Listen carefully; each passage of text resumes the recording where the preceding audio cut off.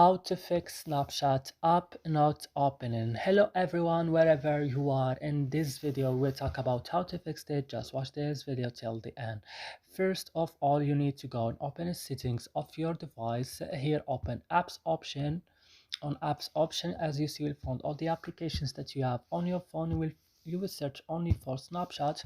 Open then Snapchat like this, scroll down and go to storage. Here on storage, go to the last button in the bottom of the screen, and click on clear data and click OK, and then you have to back and click on first stop and click also OK, and then you have to go to your Play Store, update your Snapchat if it's not updated, and that's it. Your problem will be solved. So I hope these videos helpful for you. Don't forget to like, subscribe in our channel, and see you in other videos.